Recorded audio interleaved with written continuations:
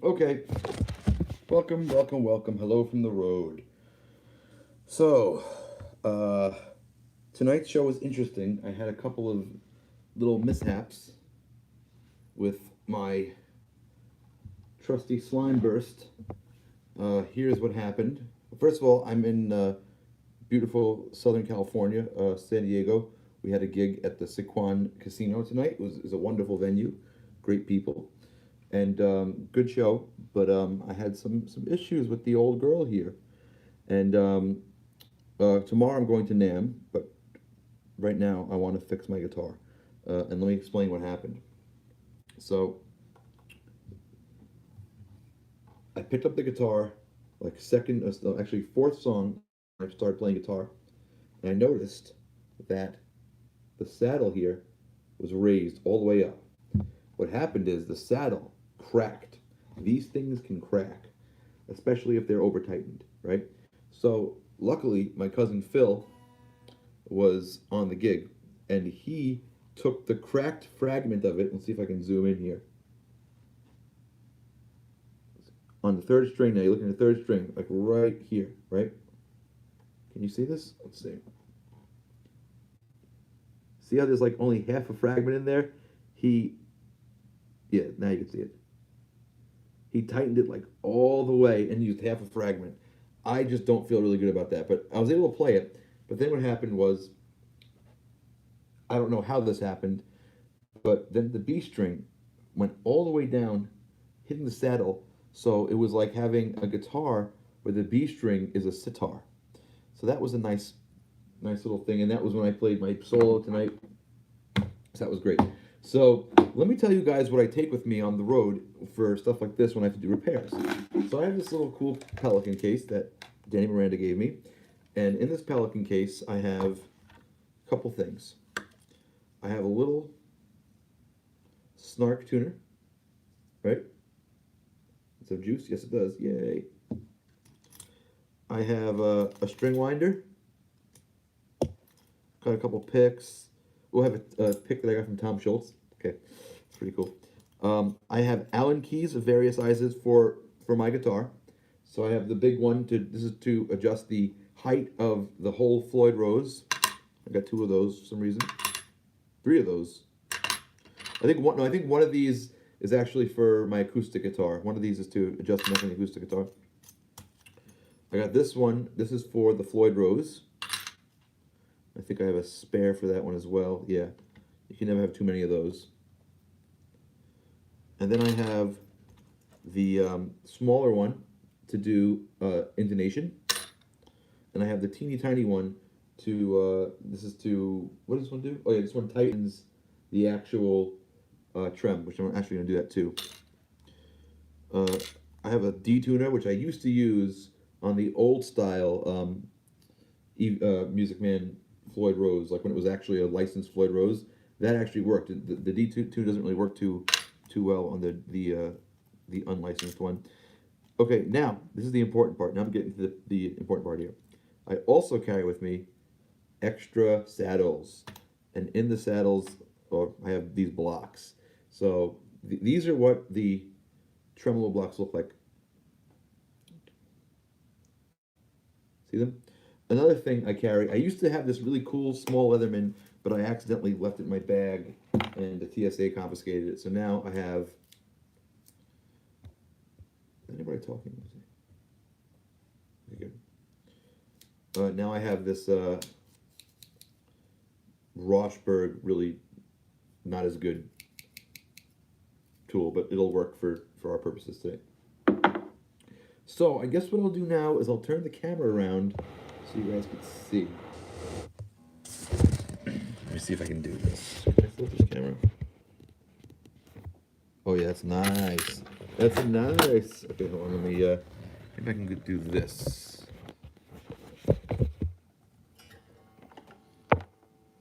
Okay, cool. Yeah, that'll work. That's a pretty good angle. That's decent. Okay, so another thing is, I want to bring this guitar with me to the NAMM show. You know, you never know if there might be a jam or something. It's nice to have a guitar with you. So first thing I'm gonna do is I'm gonna loosen the Floyd saddle. Get your angle on that. Yes, I can. Oh, look at this. Look how nice this is. Okay. So it's the G that's the problem? Yes. So, okay. Loosen the nut here. Okay, good. Nut is loosened. Gonna loosen the string.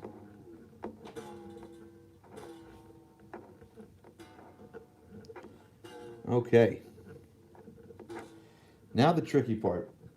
Let's see if I get some more light on this. Oh yeah, there we go. Look at this. So, now I have to very carefully undo what Philip did.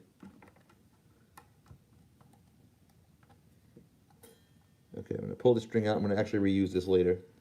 So I'll set that aside. Okay. So now, to get this out, I think I'm just going to flip this upside down.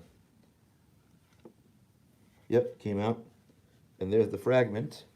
See if you can see that.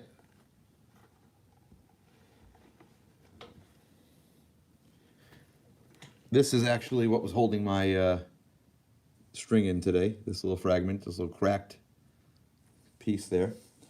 Okay, so now I want to see if hopefully I was smart enough to bring the correct size saddles out with me. Let's see if I'm an idiot or not. So I'm going to loosen this all the way. And it's pretty loose. And I'm going to drop this in.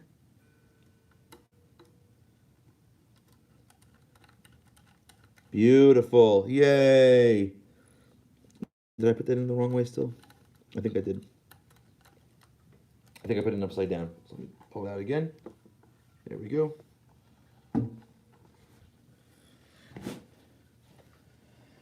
All right, so this goes, I think it goes to the bottom. Yeah, it goes to the bottom. Okay, so this goes like that. There we go. All right, so I'm gonna put the string back in because the string's pretty new. So what I'm gonna do with the string is I'm gonna just cut it again here, just to give me a new end. I'll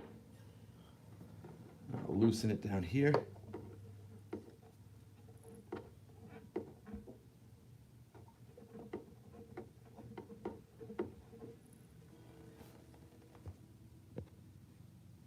Hey, hippie.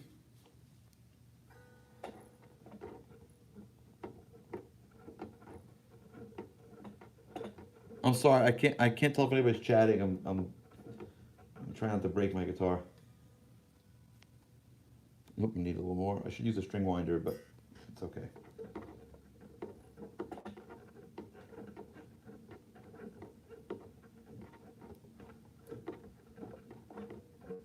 I really should just use a new string, but I only have one set on me, so I'm gonna reuse this string. Okay, good. That'll reach. So now, put that in there. Shit, sorry.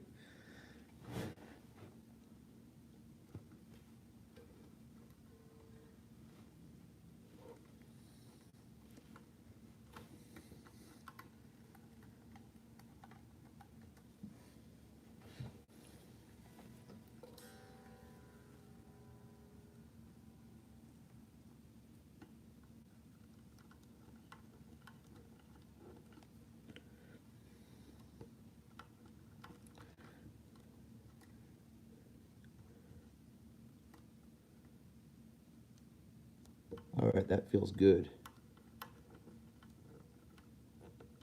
Now I'm going to tighten it.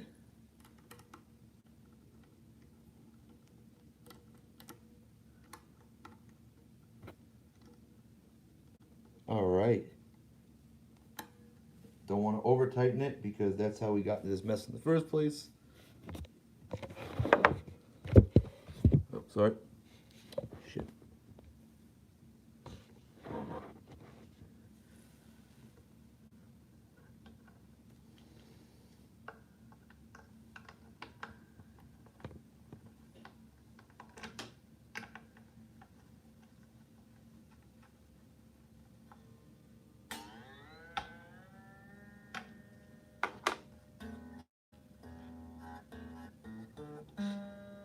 All right. So, flip the camera around again.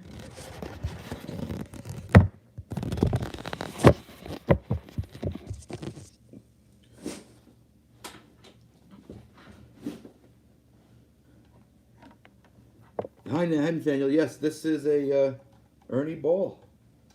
It is.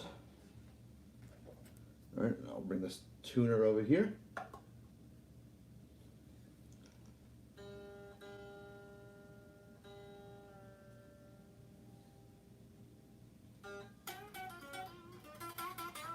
Hey, Jeremy.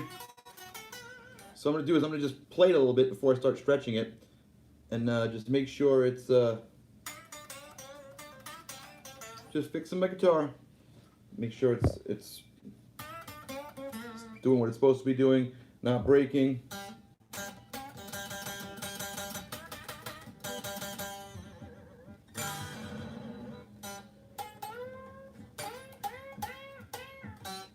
All right. Oh, you want to play close to the edge? Hold on, I got to tune my guitar up first. You know what? I'm gonna loosen all of these. Thanks, Jeremy. This is an Ernie Ball Music Man Axis in custom slime burst. Ooh.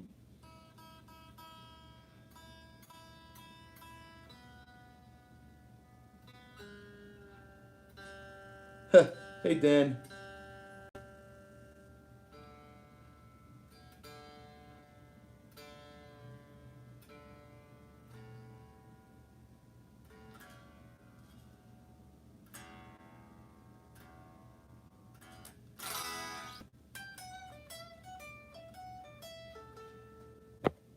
Was that?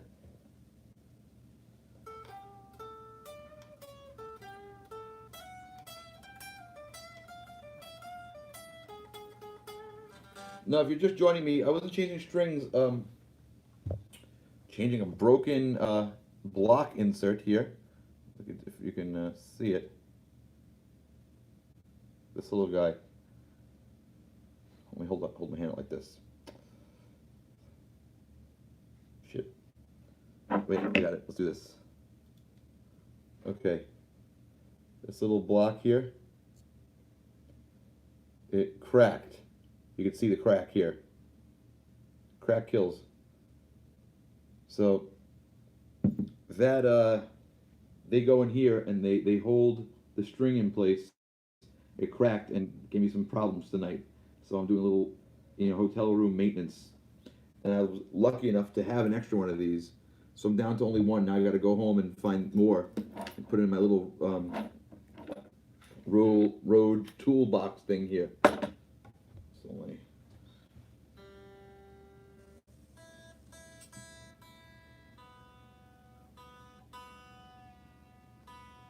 I'm gonna stretch this a little bit.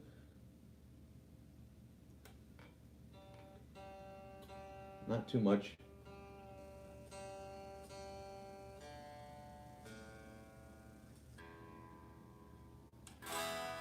Sounds good. Yeah, I think my next guitar is not going to have a Floyd. As much as I love playing a Floyd, I think this just causes my tech a little bit too much grief.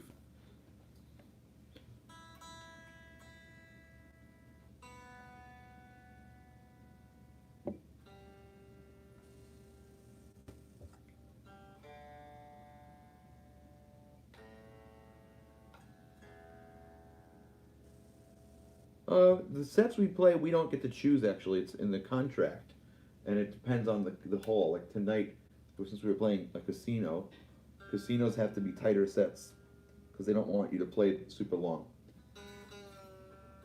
But normally we'll play 90 minutes.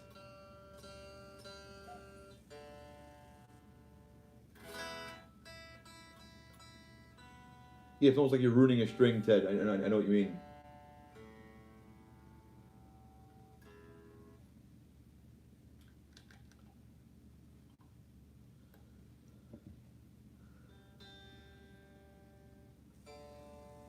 No, we're in California right now, San Diego.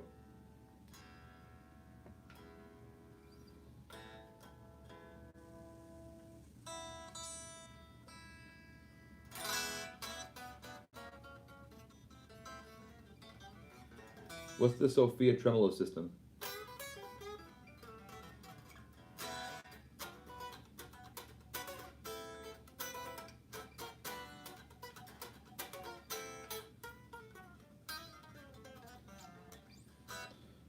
No, I'm good. I got the. It's working. Oh, you know what? I also wanted to tighten up. I'll throw this out. I also wanted to tighten up the bar here. So to do that, I need the little guy. Here we go. And you just show you guys what I'm doing. Don't fall, phone. There's a little. There we go.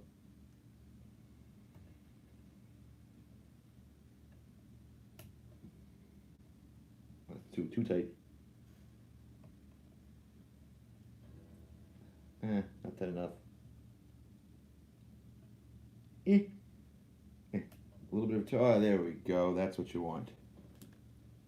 I like the Floyd where like the bar where when you move it, it stays, but it's still easy to move. It's like a very particular sweet spot. There we go. That's all right. So let's give her a spin.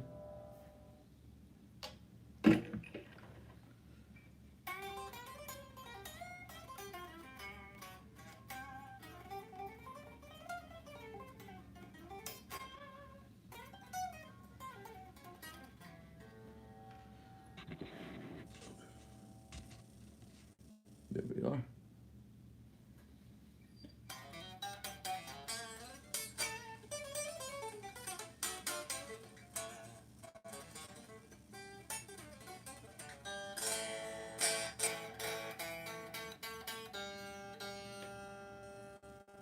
This string does not want to stay in tune.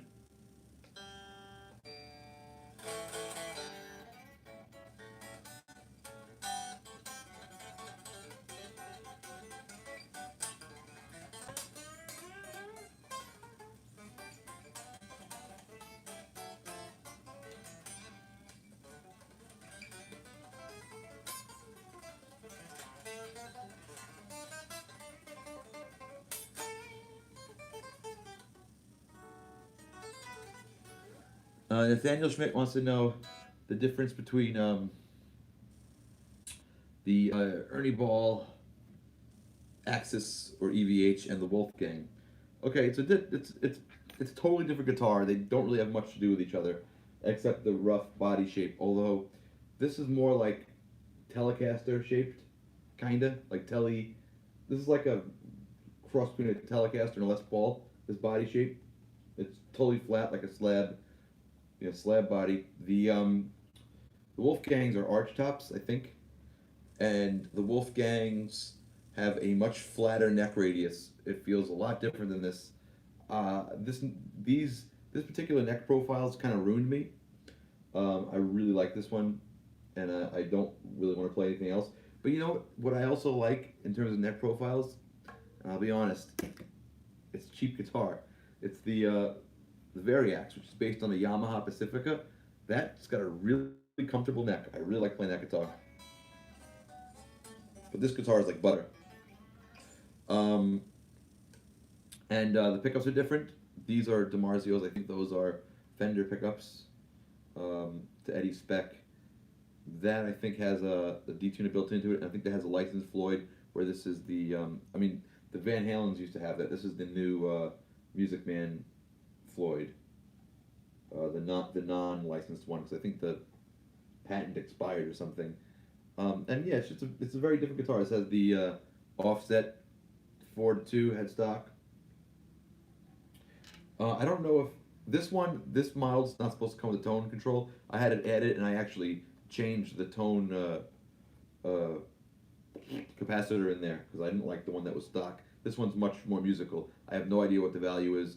One of the guys I work with, Rocco Monterosso, who's a genius luthier and technician. Um,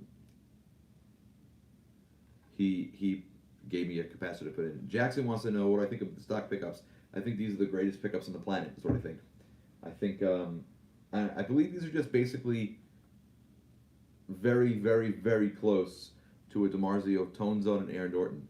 Whatever's in here and the combination of the woods is magical. This is a magical sounding guitar. I freaking love it. And the guitar I'm having built now, I really want it to I guess not sound exactly like this, but I don't. I want it to have the essence of this. Like maybe maybe a hair lower output, just because I'm noticing that, like, okay, if you have, for example, if you just have a Marshall and that's it, this guitar will kill. Because this guitar is very hot and it will push the amp into overdrive and it'll sound awesome. But like for the modeling stuff, I'm having to like really pad down a lot of my presets, and that's basically all I play these days. So something with slightly lower output wouldn't be a bad idea. But I think I'm putting the same pickups in the new guitar. Not the custom Van Halen ones, even though I do have an extra set of those. But the Tone Zone Air Norton is what's going to be in the new one. They just did a phenomenal. I'm so happy with this guitar. They just did a phenomenal job with this. But I'm looking forward to the new one too. Any other questions before I sign off? Because I gotta get up early tomorrow. Oh, and once more, if you just joined me, I'll go over my Rode toolkit here. This is a little Pelican case, and I have.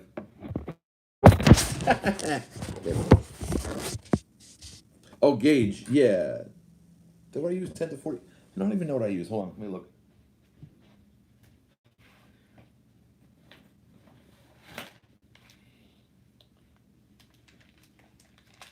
That's what I use. 10 to 46, correct. Thank you, Zindy. I love Yes. That was a lot of fun to do. I'm hoping to do more. I just got to get 5 musicians in a room together again, which is the very difficult thing to do, especially when everybody's talented and busy. That's a good thing.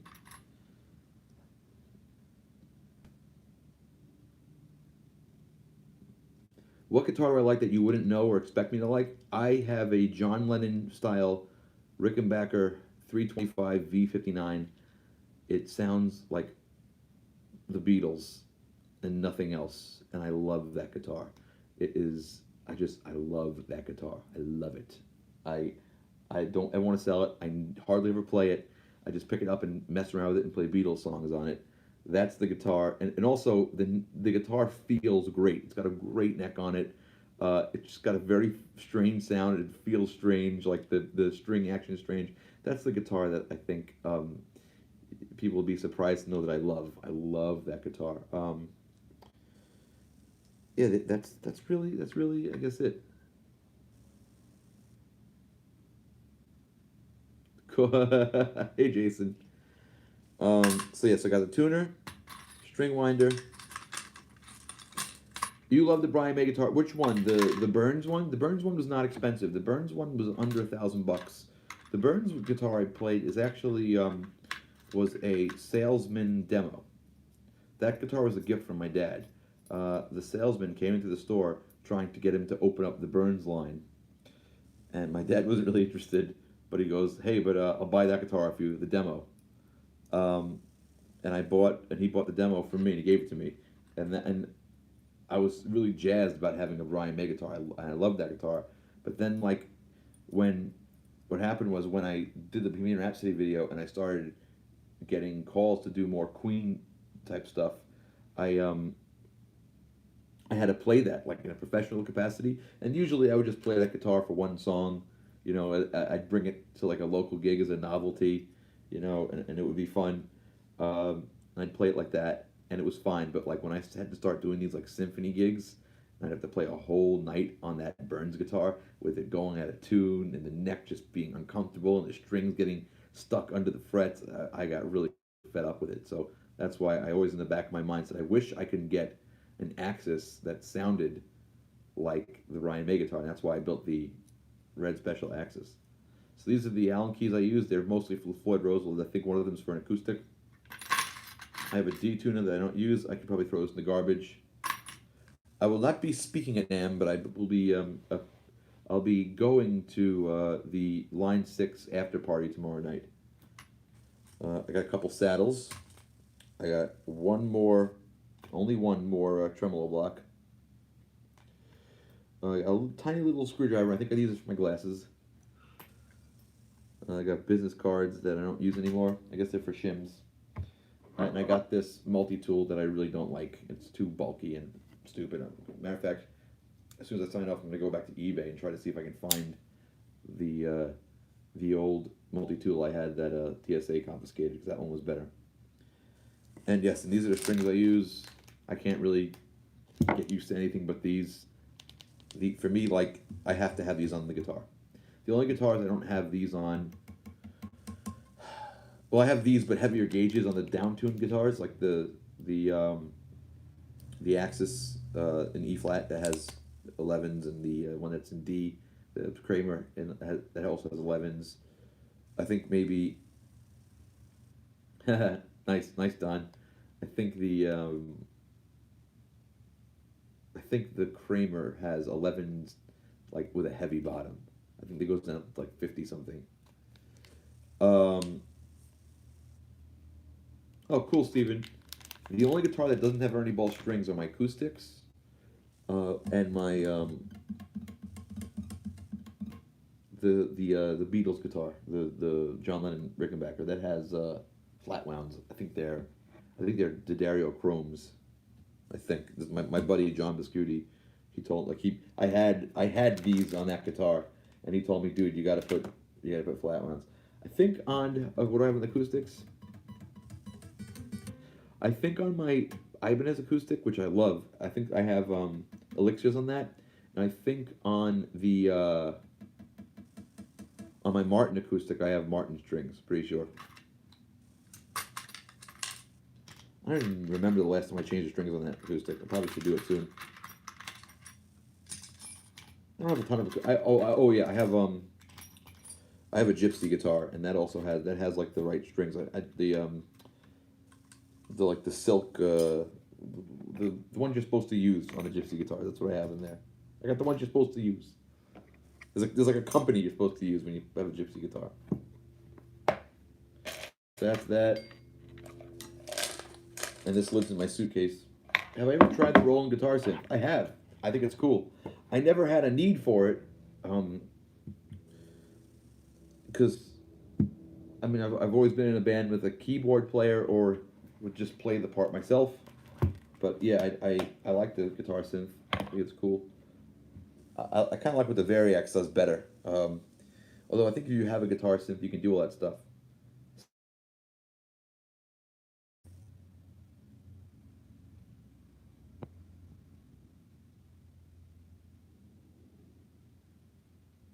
Oh yeah, the BMG line, Jason. Yeah. Although I belong to a Red Special group on Facebook, and a lot of guys don't like that one. They think the Burns is better, which to me is crazy. There's a guy in Jersey who, for like $1,000, will do a conversion and make your Red Special better. He'll make your Red Special specialer. Um, but I don't know if I want to do that. I think I'd rather just. You know what? Maybe I'm toying with the idea, but the other problem is like part of me, instead of doing that, I'd rather just like sell the Burns, and I think he charges like $900 to do that. So if I can like sell the Burns, and then and put the $900 towards, um, I love Rachel Flowers. She's awesome. Put that towards like a better Red Special maybe, but the good Red Specials are like 4 or 5 grand. So I mean, I always play them at Nam. I'll probably play them tomorrow and just drool over them. But you know what? I don't even really love the neck profile on those guitars. I just like the fact that one of my favorite guitar players plays them. You know what I would be interested in? What I would love if Fender made like a Trevor Rabin Strat replica, but that would probably be way too expensive too. But I'd be interested. I'd be interested in that. I would seriously consider that if Fender made a Trev guitar. I know Washburn makes one, and maybe I'll try that tomorrow. I'll put that on my list of things to check out. But yeah, that white Strat with little stickers and stuff on it, that would be cool. I think that'd be pretty awesome. So that's it. I gotta go to bed because we're hitting the road tomorrow early to go to Nam. I'm very excited to see my friends and to try some stuff out. Hey double guitar. Yeah. So and I'll take some video, and then after Nam, Andy and I'll sit down and we'll watch the videos together and we'll make a band geek about it. The thing, I saw a picture of that. I don't really care about that. Thank you, Zindy. Um, you know, I gotta say, like, I used to be like not a Fender guy, but the the two Road Warns, I have two 50s Road Warns, Strat and Telly that I use all the time, and I absolutely love those. Oh, Steve, thank you. Frank and Raven. That would be a cool project, but like then you'd have to like, how would you do that? You need like, okay, you need a good photo, and then you need to like figure out a way to print and distress all those stickers. So I guess like what you have to start with is like a road worn '60s Strat, rosewood neck in white, and you have to get like you know what, I feel like that project would end up being like a total money pit, and then at the end of it you'd have like a pretty shitty guitar. I don't know. I don't know. I, you know what? I actually did reach out to Trevor a few times. I Facebooked him um, when we did the calling because like my dream band geek guest is Trevor Rabin. That would be that's that's that would be the greatest thing for me to get. So I have like tried to reach out a few times. I have the guy who runs the podcast network that I'm on try to help me, but he's kind of like unreachable to the uh, to the peasants. Do musicians still use MySpace? I don't, so I don't know. I don't know. I like YouTube. I like Facebook. Any other questions before I? Yeah, guys. If you guys all yeah, everybody lobby to him and say go on Band Geek. I'm with it. And if that happens, I'll make sure we do a spectacular show. I'll pull out all the stops. All right, I'm signing off. Frank Marino or Steve Vai? I don't know who Frank Marino is. I like Steve Vai though.